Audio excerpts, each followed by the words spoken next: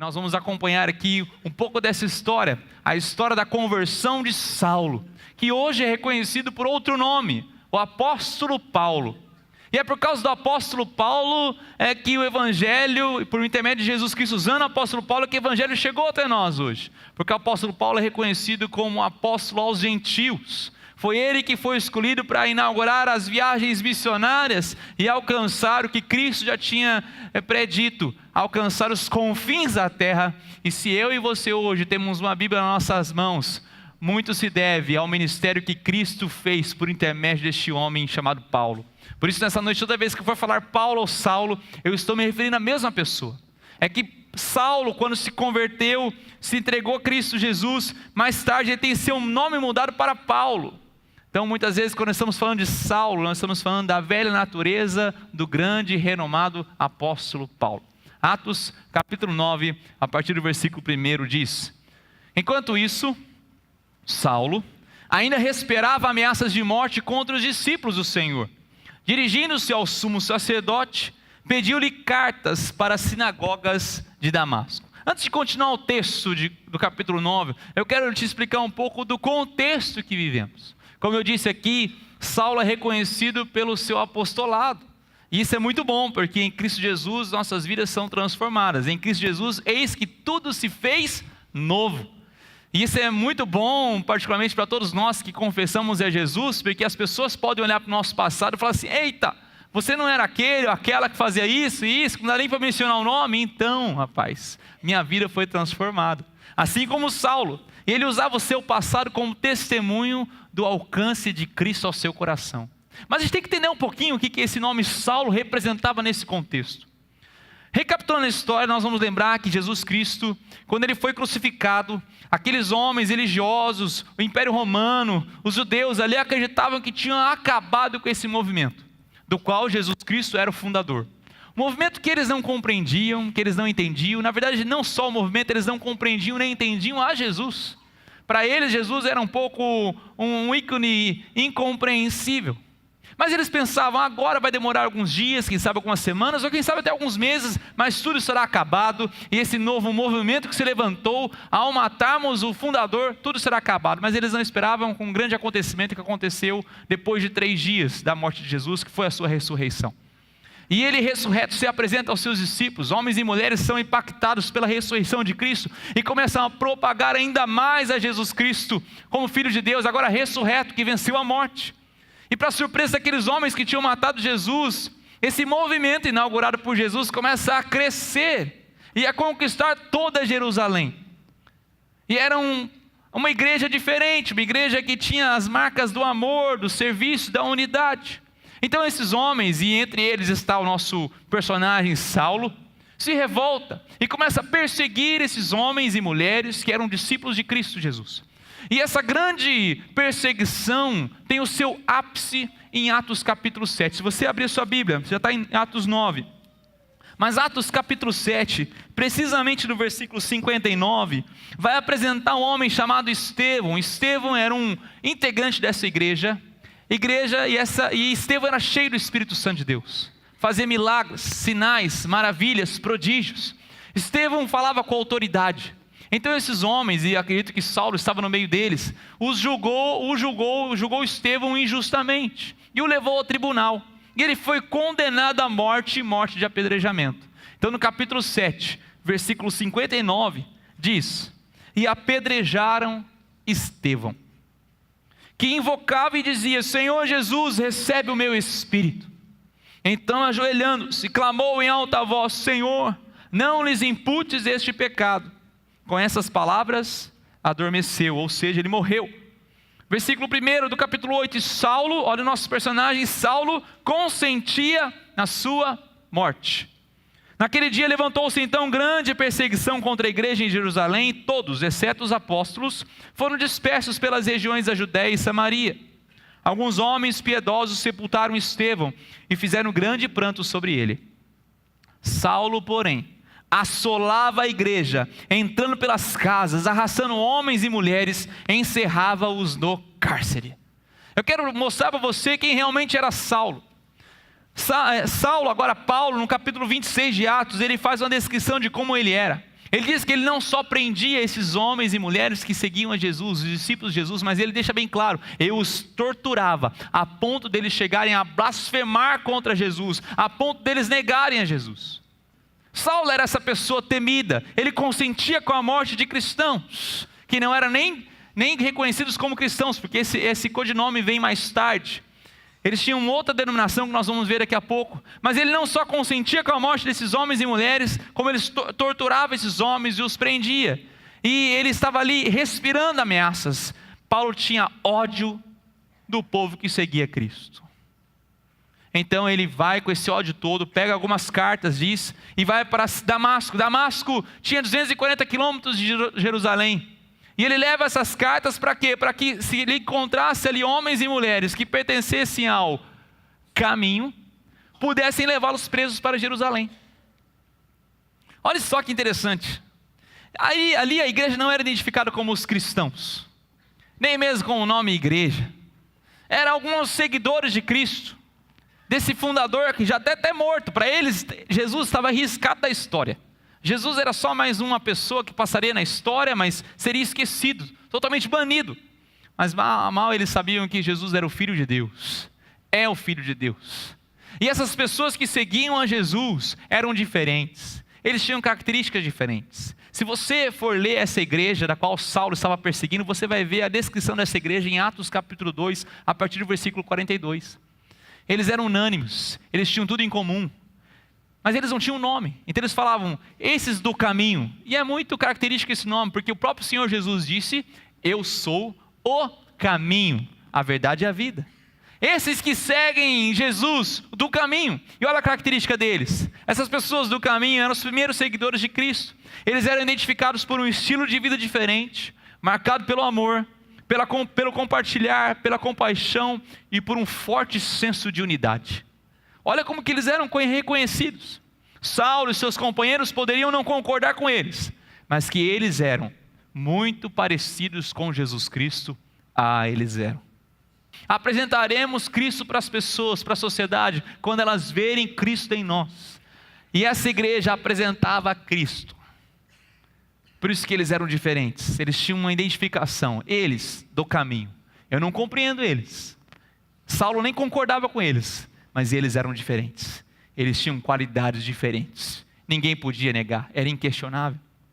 Mas o texto continua, versículo 3, em sua viagem, Saulo está viajando, quando se aproxima de Damasco, de repente, brilhou ao seu redor uma luz vinda do céu, ele caiu por terra, e ouviu uma voz que lhe dizia, Saulo, Saulo, por que você me persegue? Olha só, que figura, que imagem tremenda. Quando Jesus Cristo vem de encontro a Saulo, perseguidor da igreja, diz que ao caminho de Damasco uma luz brilhou ao seu redor. E lá em capítulo 26, Paulo falando do seu testemunho, diz que era meio-dia, sol a pino, ao momento do dia que está mais claro. E ele descreve, Jesus apareceu comigo como uma luz, que era mais resplandecente do que o sol ao meio-dia. Jesus é mais resplandecente do que o sol ao meio-dia. E essa luz apareceu para Saulo, e não só essa luz, mas ele ouviu uma voz, Saulo, Saulo. Essa voz conhecia o seu nome, essa voz conhecia os questionamentos de Saulo. Saulo, Saulo, por que me persegues? E interessante que Jesus, ao fazer essa pergunta para Saulo, nós sabemos que foi Jesus que fez essa pergunta pelo próximo versículo, que ele não pergunta, Saulo, por que você persegue a igreja em Jerusalém? Por que você consentiu com a morte de Estevão? Por que você fez isso com fulano, ciclano, com aquele meu filho, com aquela minha filha? Por que você fez isso, Saulo? Não, Jesus toma isso como pessoal. Saulo, Saulo, por que você me persegue? É pessoal. Sabe que quando o mundo, a sociedade é hostil a mim ou a você, que professamos Jesus como Senhor e Salvador, quando o mundo é hostil a nós, eles não estão mirando a nós, eles estão mexendo com Deus a quem servimos. Será que eu posso ouvir um amém aí ou não? Amém. Lembra da história de Davi e Golias? Quando Davi chega e vê Golias e fala, Golias, você não está entendendo? Quem é você para afrontar o exército, não o exército de Israel, mas o exército do Deus vivo, Golias? Se eu fosse você, eu dava o pé daqui, Golias, porque agora ficou feio para você. E Deus vai usar eu, que sou baixinho, tenho um estilingue, umas pedrinhas de nada, e vou acertar esse testão aí, você vai cair no chão. Então, te cuida, porque você não mexeu comigo, você mexeu com o meu Deus. Sabe que nós temos que ter esse entendimento, esse discernimento. Jesus chegou: Saulo, você não está mexendo com algumas pessoas, com uma estrutura, você está trabalhando e mexendo com a minha igreja. E eu estou representado deles, porque eu habito em corações. Eu habito no coração deles, e quando você toca e tenta tocar um deles, você está tocando em mim. Saulo, por que você me persegues? Houve uma colisão entre Saulo e Jesus naquele momento. O que trouxe a colisão entre Saulo e Jesus foi o que Jesus trouxe: a verdade. Jesus trouxe a verdade para Saulo. Jesus apresentou a verdade. Ele não apresentou um livro para ser lido, ele não apresentou uma tese, uma ideia, uma energia, ou somente uma luz. Ele se revelou a Saulo.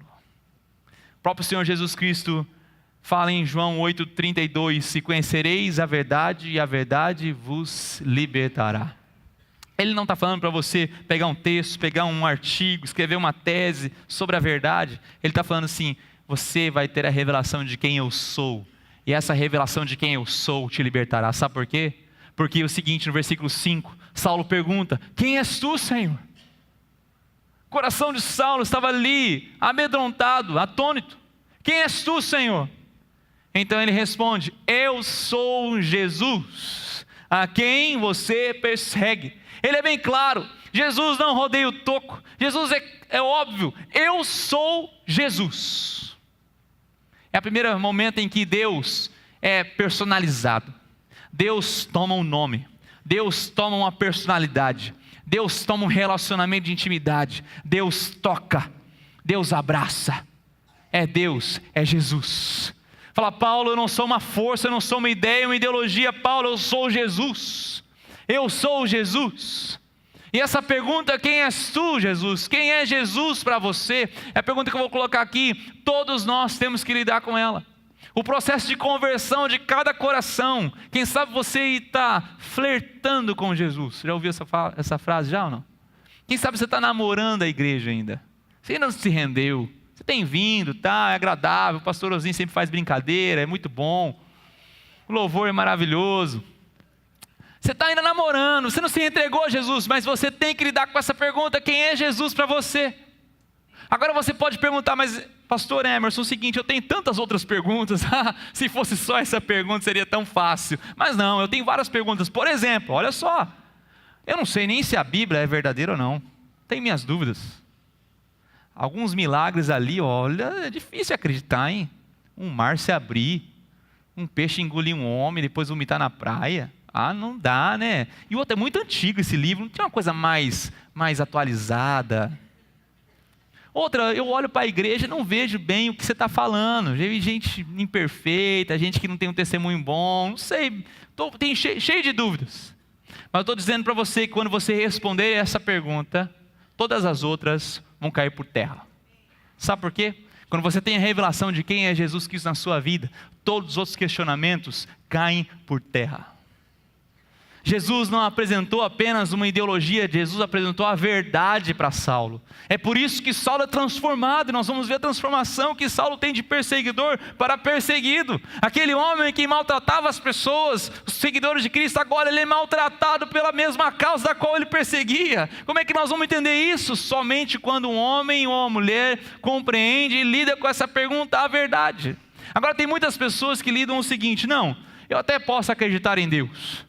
Um Deus amoroso, um Deus bondoso, um Deus que faz paz para todo mundo, um Deus que concede os desejos do meu coração. Esse sim, esse Deus eu estou a fim de segui-lo. Isso não é Deus de forma nenhuma. Se Deus não é maior, olha só, se Deus, que você crê em um Deus que não é maior que os desejos do seu coração, então você não crê em Deus. Porque esse Deus do qual você crê, ele é limitado aos desejos do seu coração. Você quer um Deus que responda sim para as suas orações, sim para os seus desejos. Você não quer um Deus que te confronte. Você não quer um Deus que bote o dedo na ferida e te transforme. Você não quer um Deus que mude o seu modo de pensar. Você não quer um Deus que te incomode. Quer ver um exemplo? Você não quer chegar aqui no culto e ser instruído de novo. Gente, nós temos que orar. Pessoal, nós temos que pregar o evangelho. Lá vem o reverenozinho de novo com esse papinho. Eu não aguento mais. Por quê? Porque nós estamos adorando um Deus, o nosso coração. Eu quero uma mensagem que, você vai ser vencedor, não se preocupe, descanse, Deus está no controle de todas as coisas. Esse Deus aí. Agora, quando você é comissionado, você é encorajado a fazer alguma coisa que agrade o coração de Deus, fala, não, você sai daqui revoltado. Sabe que eu vou dar uma boa dica para você. Se você sair daqui com um pouco de incômodo, glorifique a Deus, porque você está seguindo o Deus verdadeiro. Ele é maior do que os desejos do seu coração. Sabe, se a vida cristã é muito confortável para você, cuidado. Quem sabe você está seguindo um Deus que é a projeção dos seus desejos, e não é o Deus verdadeiro. O Deus verdadeiro traz confronto. O Deus verdadeiro fala sim e também fala não. Esse é o Deus da Bíblia. Esse é o Deus que se revela a Saulo, que se revela a Saulo, e na verdade ele não dá uma vida próspera no sentido de prosperidade desse mundo, ele dá uma vida totalmente diferente para Saulo. Como eu disse, ele que perseguia, agora é perseguido, ele que açoitava, agora é açoitado, ele que prendia, agora ele é preso. Ele vem com essa verdade. Então, Saulo faz o seguinte, versículo 5, como eu já disse, próximo versículo, ele pergunta quem é Senhor, tal, e no versículo 6, Jesus fala, levante-se, entre na cidade, alguém dirá o que você deve fazer. Olha só o que acontece, uma das características da conversão genuína, de um homem e de uma mulher, perde o controle da sua agenda. Saulo tinha cartas, ele ia entrar em Damasco, ele estava entrando ali com a comitiva, quem sabe com soldados, para prender as pessoas, ele tinha já toda a sua agenda. De repente Jesus fala assim, agora você vai levantar, vai ser guiado pela mão, porque você está cego, e você alguém vai dizer para você quais os seus próximos passos. Saulo, a sua agenda agora é propriedade minha. Saulo, agora você não comanda mais nada no seu dia a dia, o seu dia a dia é meu, está nas minhas mãos. Sabe qual é o desafio que eu faço para mim e para você? Amanhã abrimos a nossa agenda, não sei se você tem uma agenda de papel que você escreve, ou o seu celular, ou apenas na sua mente. Faça um exercício. Quais são os compromissos da segunda-feira que foram pautados, marcados, agendados por Deus? Quais são os compromissos agendados pelo Espírito Santo de Deus? Eu não ficaria pasmado se pessoas aqui não dedicassem nem 5 minutos de oração amanhã, porque tem muitos compromissos pessoais, a agenda está repleta. Eu não ficaria assustado se muitos de nós disséssemos não para ajudar uma pessoa, porque eu tenho muitos compromissos. Não haveria um lugar na agenda para escutar alguém, para ligar para alguém, para visitar alguém, para orar com alguém, para discipular alguém. Por quê? Porque nós ainda estamos com a nossa agenda em nosso controle. Eu não tenho tempo de fazer isso, não tenho tempo de fazer aquilo, porque a minha agenda é repleta de compromissos meus pessoais. E nós nos esquecemos que o homem e a mulher que tem sua vida transformada, a sua agenda não pertence mais a você, pertence a Jesus Cristo. Nossa agenda é de Jesus Cristo. Nós temos que fazer essa avaliação sempre, porque o mundo tenta encher nossa agenda de compromissos, não é verdade? Ninguém aqui é diferente. Eu sei que você tem 1001 compromissos. Eu sei que a sua agenda é cheia. Mas nós temos que abrir espaço para que Deus venha marcar compromissos importantes na nossa agenda, diários. O texto continua, versículo 7. Os homens que viajavam com Saulo pararam emudecidos, ouviam a voz, mas não viam ninguém. Saulo então levantou-se do chão, abriu os olhos e não conseguia ver nada. E os homens o levaram pela mão até Damasco. Por 3 dias ele esteve cego, não comeu e não bebeu. Olha só o que Saulo experimentou. Jesus veio com luz, mas cegou Saulo.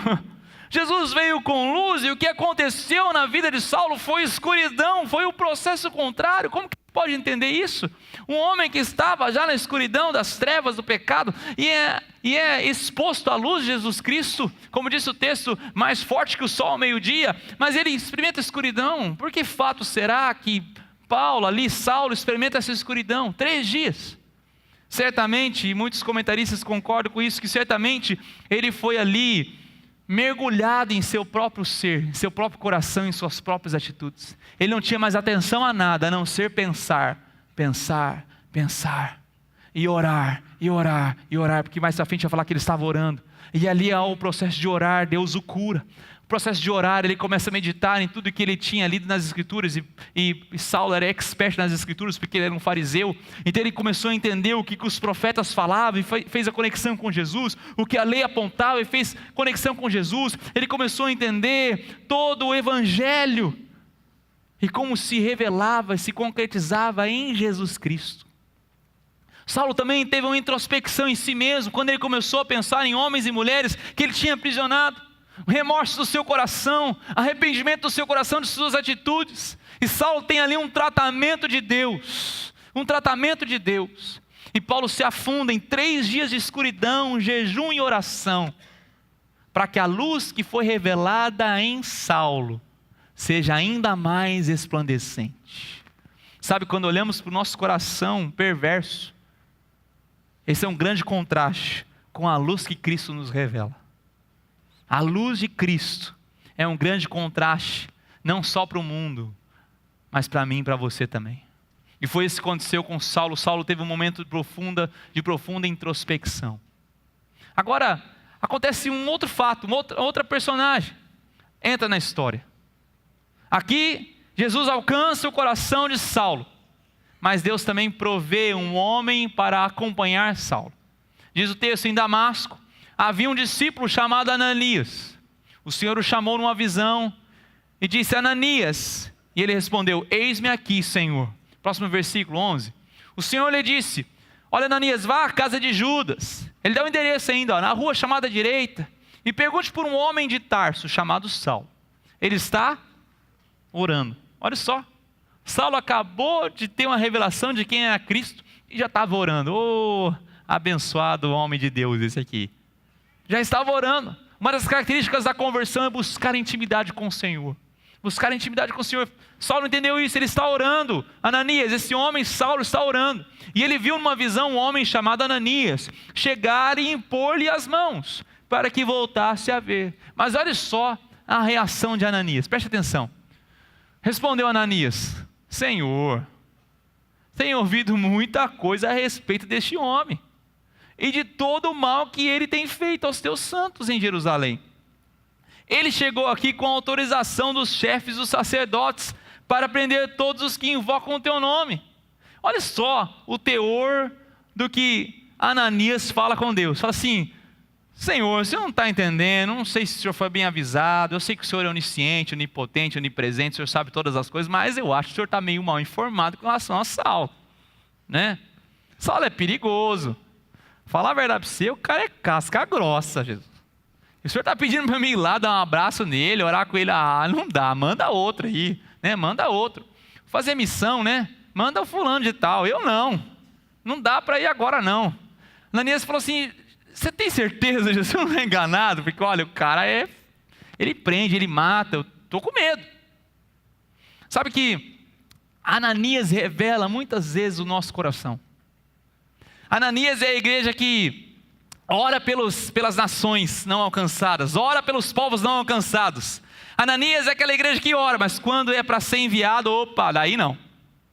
Ananias é aquela igreja que faz a obra missionária assim, investindo. Eu invisto, pode deixar, opa, eu invisto. Missionário, toma aqui dinheiro. Mas na hora de falar assim, agora vai você. Ah, mas peraí, eu não tenho um chamado missionário, né? Ananias é essa igreja. Ananias é essa igreja. Mas o coração de Ananias é quebrantado. Esse paradigma no coração de Ananias é quebrantado. Imagine se uma pessoa estranha entrar aqui, uma pessoa estranha dos modos de vestir, do modo de falar, entrar na sua célula. Qual a atitude que você vai ter? A atitude de Ananias.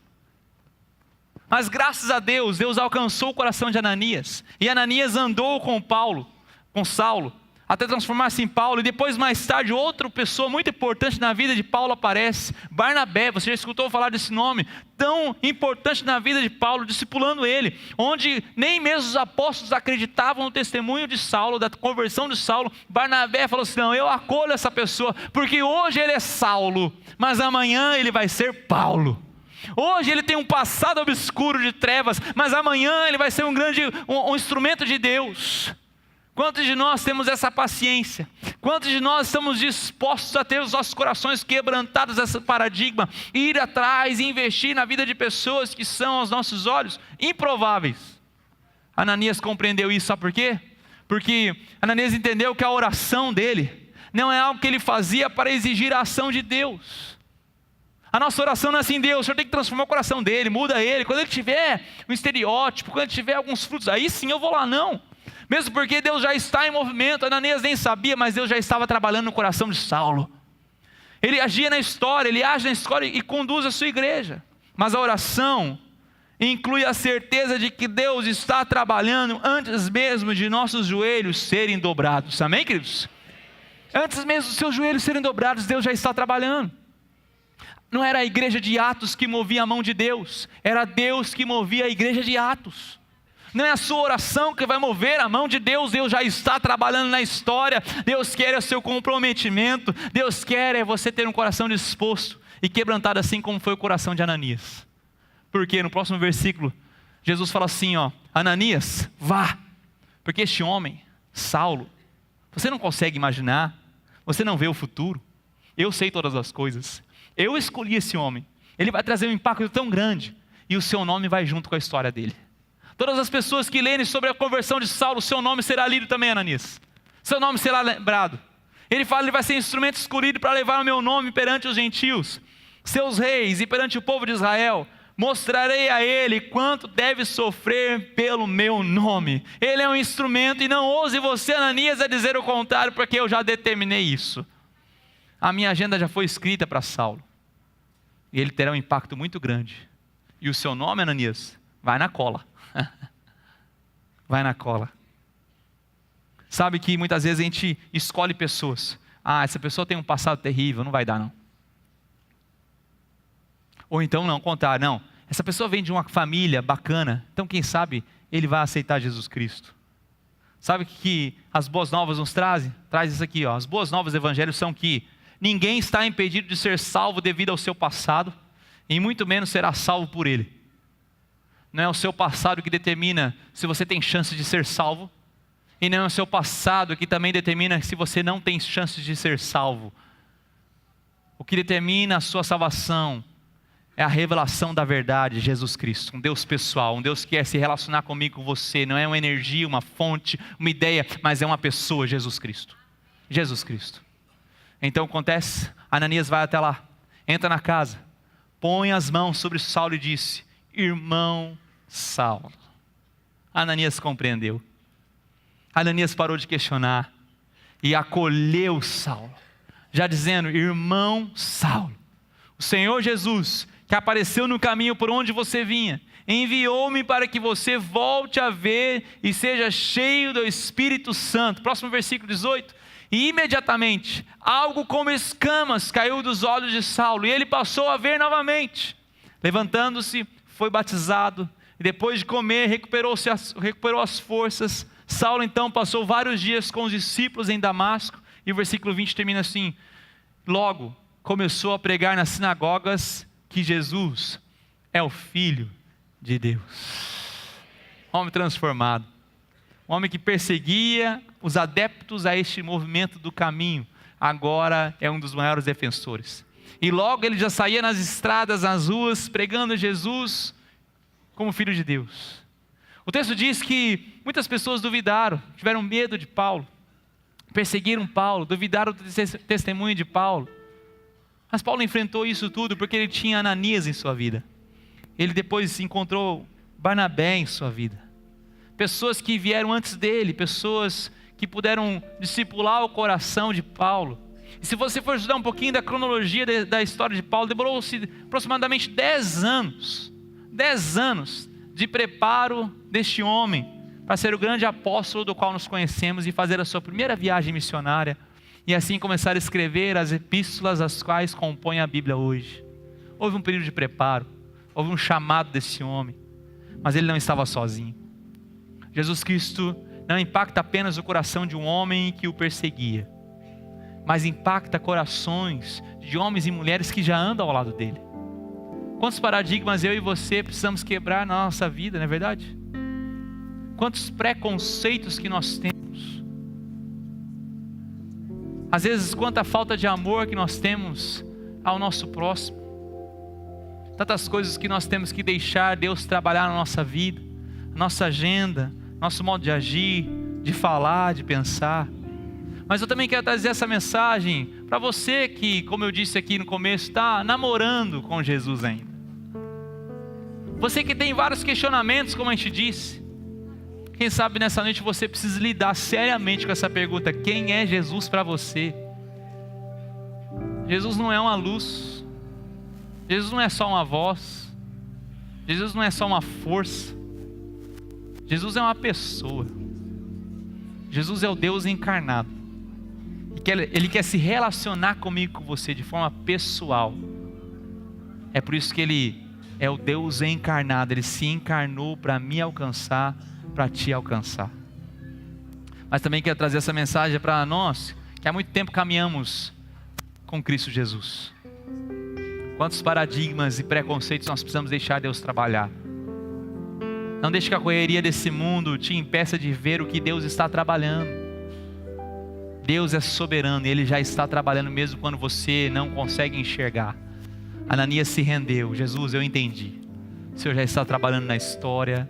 O Senhor é soberano. Eu mesmo com medo no meu coração, sem compreender o que eu vou esperar com Saulo, eu vou obedecer. E ali ele o acolhe. Irmão Saulo. Sabe que Saulo experimentou 3 dias de escuridão. 3 dias de escuridão física. Saulo não enxergava nada, não comeu nada, não bebeu nada. Mas uma outra pessoa experimentou 3 dias também de escuridão, mas não só física. Jesus Cristo experimentou 3 dias de escuridão espiritual. Desde a sua morte até a sua ressurreição. Sabe para quê? Para que Saulo um dia pudesse ver essa luz. Para que Saulo pudesse experimentar essa luz maravilhosa. Para que eu pudesse experimentar essa luz maravilhosa. Para que você pudesse experimentar essa luz maravilhosa. Essa luz, conforme as próprias palavras de Paulo, que é mais resplandecente do que o sol ao meio-dia. Você pode dizer isso? Jesus é mais resplandecente que o sol ao meio-dia.